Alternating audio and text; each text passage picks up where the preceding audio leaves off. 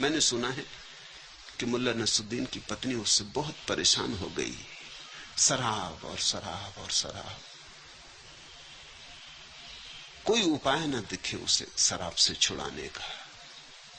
तो उसे एक सूझ आई। मुल्ला रात लौटता है शराब पी के घर,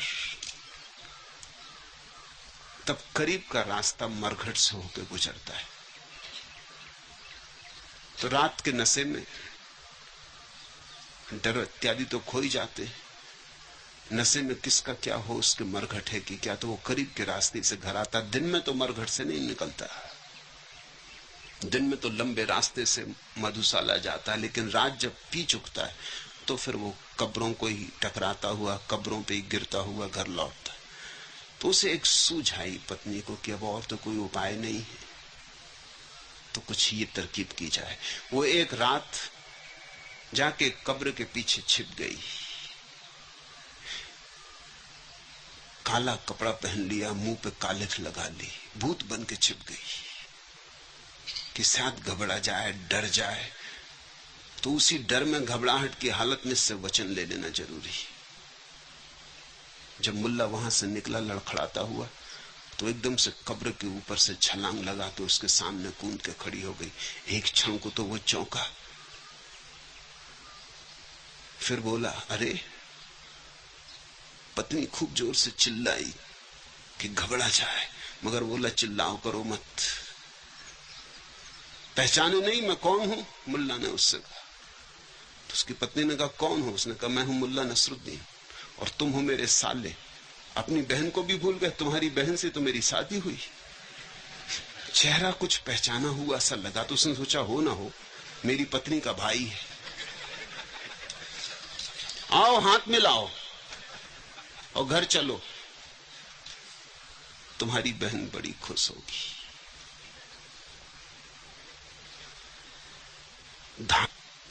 आकृति मन में हो तो उसी आकृति के सहारे तुम देखोगे। वो चीख पुकार तो पत्नी की पहचानी हुई थी, कई दफे चीख चुकी, पुकार चुकी। इस तरह का विकराल रूप घर में भी रख लेती, घर में पत्नियां बड़ा विकराल रूप रख लेती, इसलिए तो बाहर निकलते वक्त उनको साज समझने में बड़ी देर लग जाती, क्योंकि घर तो वो चंडी होती।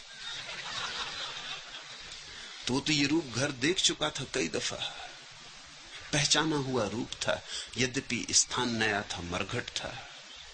कालख भी लगा ली थी, मुंह पर बाल बिखरा लिए थे, काले कपड़े पहन लिए थे, तो भी फर्क न पड़ा, पहचान गया। तुम्हारी आंख में जब कोई आकृति बसी हो तो तुम उसे खोज ही लोगे।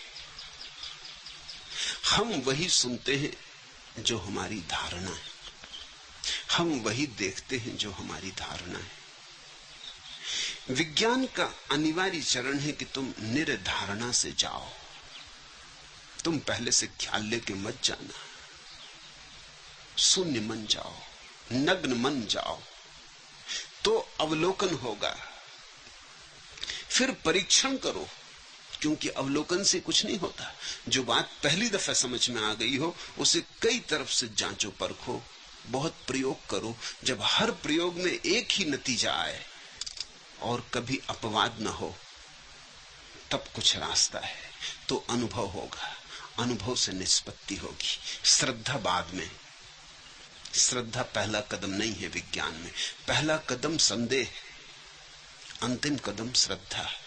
जिसको तुम धर्म कहते हो आमतौर से, उसमें श्रद्धा पहला कदम और संदेह की तो कोई जगह ही नहीं।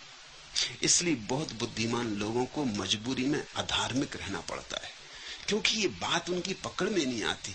संदेह को कहां ले जाएं, है तो है, और अगर परमात्मा ने दिया है संदेह तो उसे काट के कैसे फेंक दें? उसका कोई उपयोग होना चाहिए। इसलिए मैं कहता हूं बुद्ध ने अनूठी बात कही। बुद्ध ने कहा संदेह का उपयोग हो सकता है, संदेह को सेवा की, संदेह को श्रद्धा की सेवा में लगाया जा सकता है। संदेह श्रद्धा के विपरीत नहीं है, संदेह के ही सहारे श्रद्धा खोजी जा सकती, यही तो विज्ञान करता है, संदेह के सहारे श्रद्धा खोजता है। और वैज्ञानिक जब एक निष्पत्ति पर पहुंचता है तो संदेह का कारण ही नहीं रह जाता। सब परीक्षण कर लिए, अवलोकन कर लिया, सब तरह से जांच परख कर ली, ऐसा पाया। तथ्य, धारणा नहीं, तथ्य। बुद्ध का एक नाम है तथागत।